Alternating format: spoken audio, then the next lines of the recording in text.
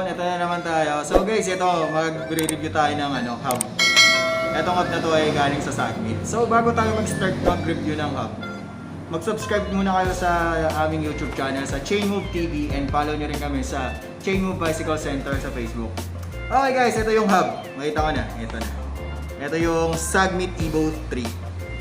Sound check natin ng konti. Okay guys, napakaangas ng tunog, no? So ito si Sagmit Evo 3, ang material alloy niya is 6061. Tapos yung axle nito is 7075 alloy na rin. Tapos yung front hub, ang sukat nito, pag quick release siya is 100mm. Pag naka-boost or non-boost is 100mm siya. Okay?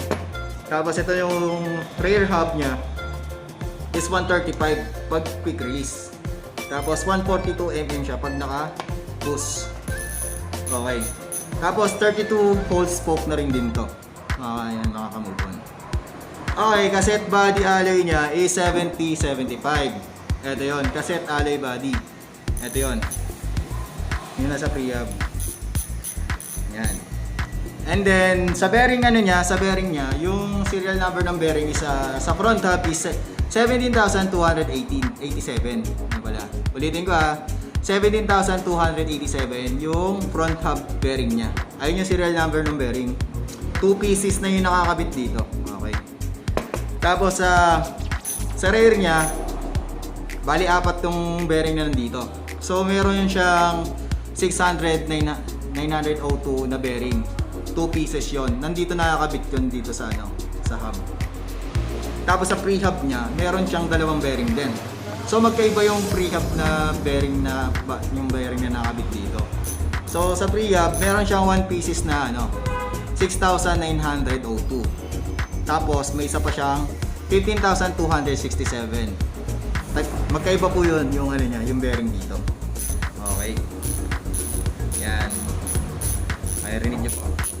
So may mga available color tong Sagmit. Maliban sa purple, meron din siyang pula. Yan. Kita niyo po. At meron ding gold. Yan. Yan gold. Tapos meron din po din siyang oil slick. Yan. Oil slick lover dyan. Meron po tayo dito. And then, meron din siyang apple green. Yan. Ayan po yung mga available color dito sa Chainmove Santo Tomas, Batangas. Okay guys. And then, may kasama na rin pala tong skewer. Yan. Dalawang skewer. Pag bumili ka, may kasama siyang skewer. Tapos, may adapter kit na rin for non-boost or boost. Okay. Sa mga sa true axle na frame or true axle na port. Okay. Ito yung hub ko. Yo, what's up? Meron pala ako ditong Cole na hub. Yan. Cole WRX, made by Cole. Yan, little bit tayo ng sound check. Okay guys, itong hub na to ay 6 pulse na. Tapos, ang kasya rito na cassette is 9 to 11 speed cassette. And then, nga pala to, yung material alloy nito is 6061. Yan. Tapos, yung axle ito ay 7075 alloy. Okay. Ito yung front hub. Yan, front hub. So, na siya, 32 holes spoke na rin. Tapos, direct mount na bolt type na rotor disc. Yan. And then, sa bearing ito, may 2 bearing to sa front hub. Tapos, 4 naman dito sa rear hub. So, yung sukat na pala nito, pag naka true axle is 108mm.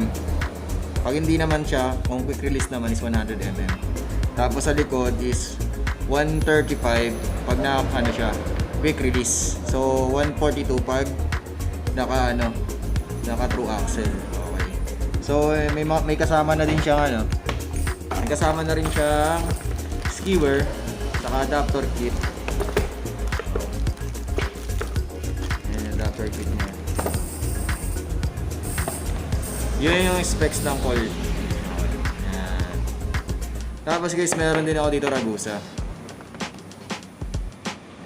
Ragusa.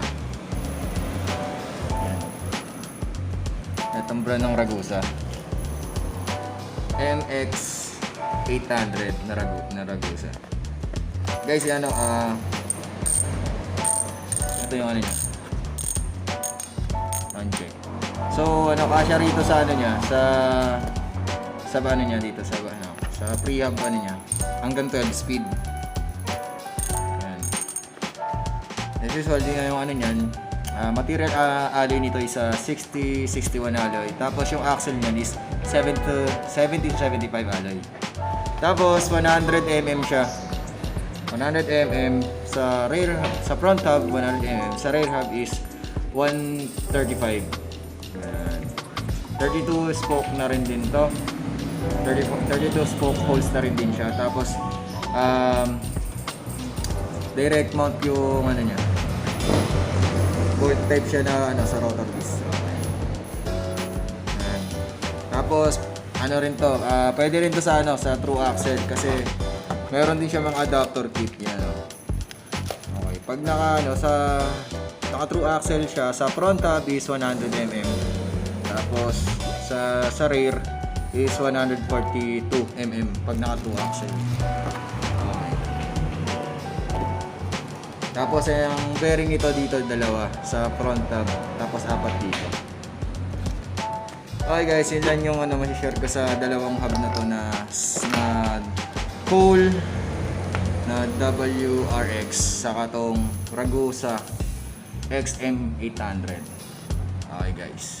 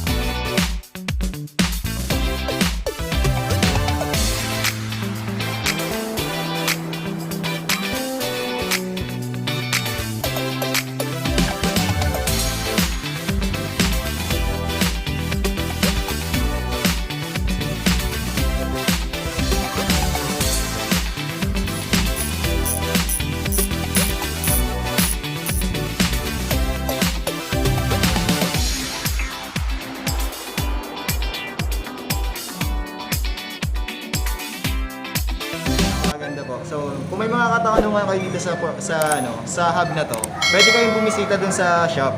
Check nyo lang dito. Tapos follow nyo lang kayo sa YouTube channel saka sa Facebook namin. Yun lang guys yung masishare ko. Salamat.